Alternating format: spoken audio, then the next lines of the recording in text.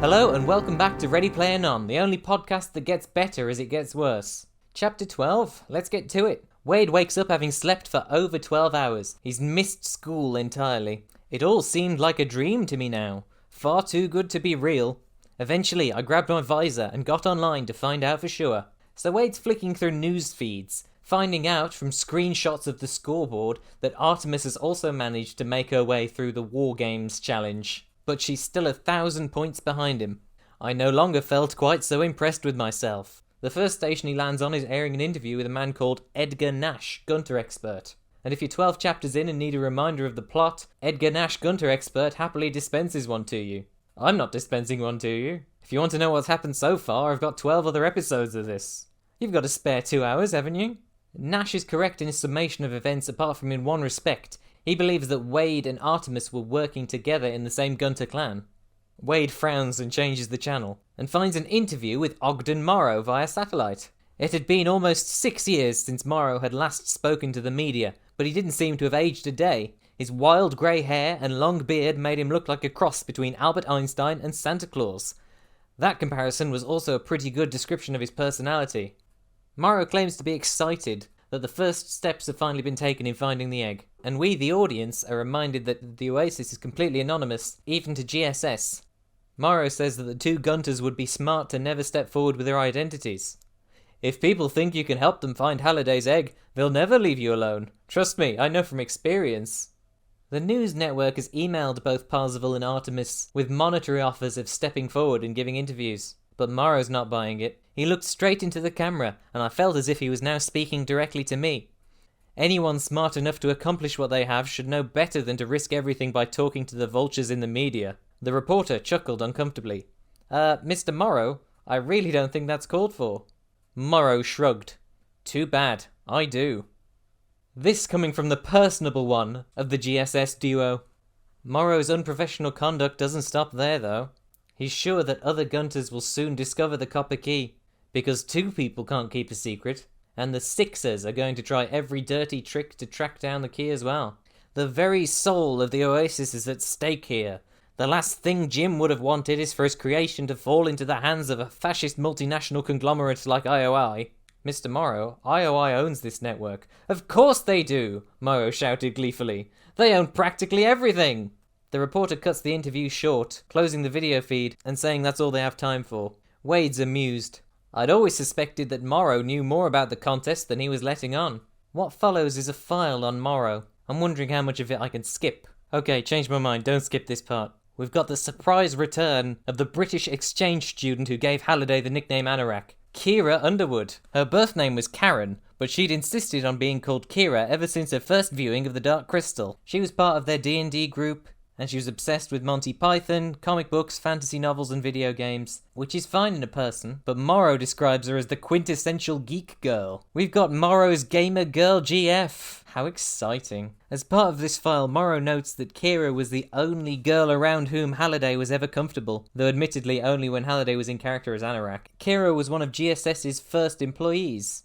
By the time she married Ogden Morrow and retired from GSS, she was a millionaire as well. And Morrow stayed on only for 5 more years.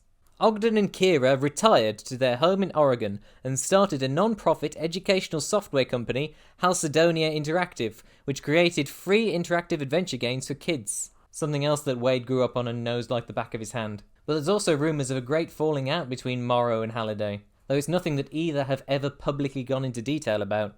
There's just enough here for me to consider that they fought over the gamer girl GF. That's not supported by the text at this point. It's just a gut feeling I have, that the woman is the prize to be won in the fight between the two of them. We do learn that Ogden felt that the Oasis had become a self-imposed prison for humanity, he wrote. A pleasant place for the world to hide from its problems while human civilization slowly collapses, primarily due to neglect. I can agree with him on that. After Kira was killed in a car accident on an icy mountain road, Ogden run Halcydonia Interactive on his own in private, until he was hounded by reporters the day of Halliday's death. Though he continued to refuse to discuss the reasons behind their falling out, Halliday has left Morrow a vast collection of coin-op video games in his will, while all his other material possessions are to be auctioned off. When asked whether he knows where the egg is, Morrow now reminded the reporter that the contest rules laid out in Halliday's will stated that no one who had ever worked for Gregarious Simulation Systems or anyone in their immediate families was eligible to take part in the contest.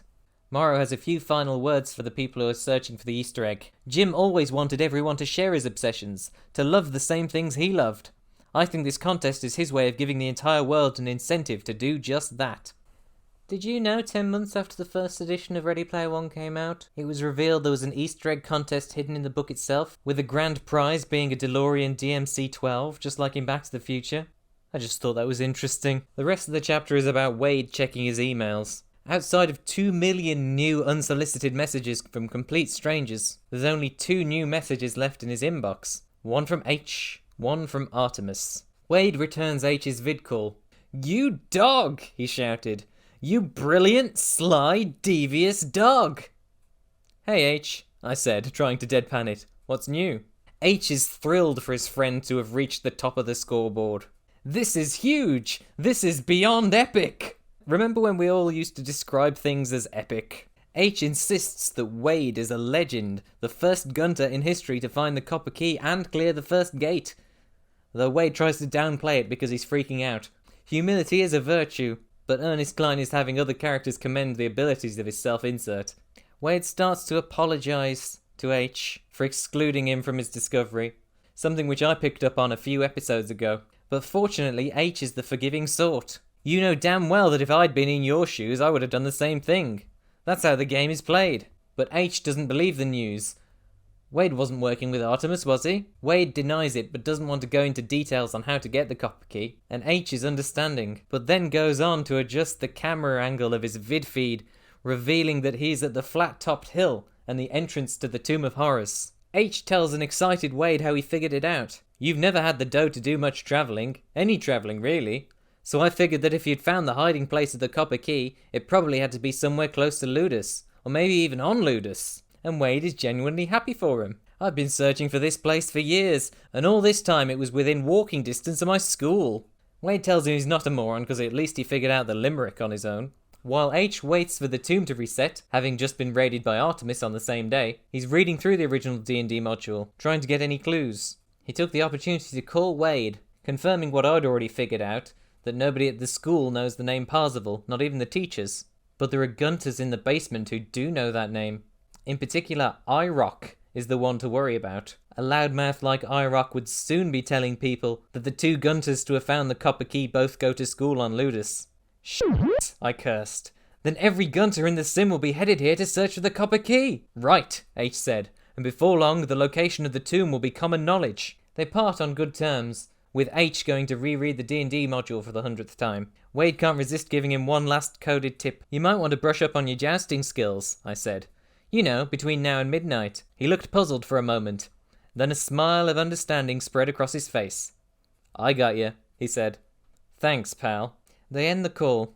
Would I eventually regret helping him today? Or come to resent that I'd unwittingly led him to the copper key's hiding place? The other message in Wade's inbox is from Artemis. An old-fashioned text message. She congratulates him, and says she was right about him becoming a household name overnight. She thanks him for the tip about playing on the left-hand side. "The first gate was pretty wild, wasn't it? Not at all what I expected. It would have been cool if Halliday had given me the option to play Ali Sheedy instead, but what can you do? These girls always insisting on playing female main characters. Don't they know how hard it is to animate women?" Artemis signs off saying it was nice to meet him, but with one last note. "Enjoy being number 1 while you can, pal. It won't last for long."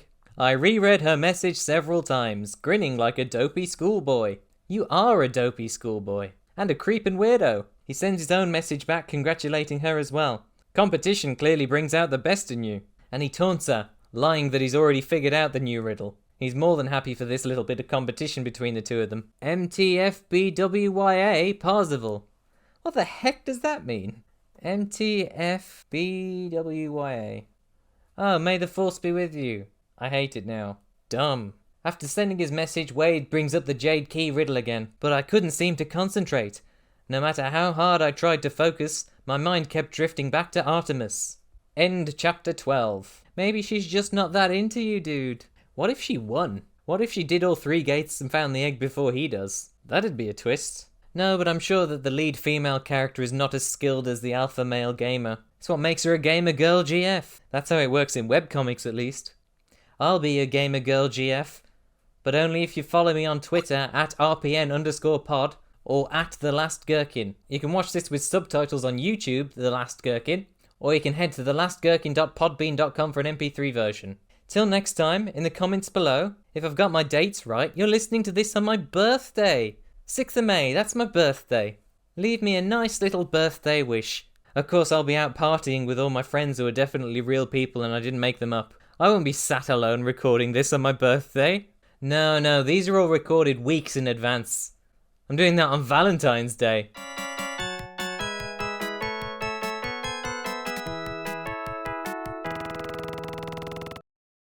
Mario claims to be excited that the first steps in finding the egg have finally been stepped.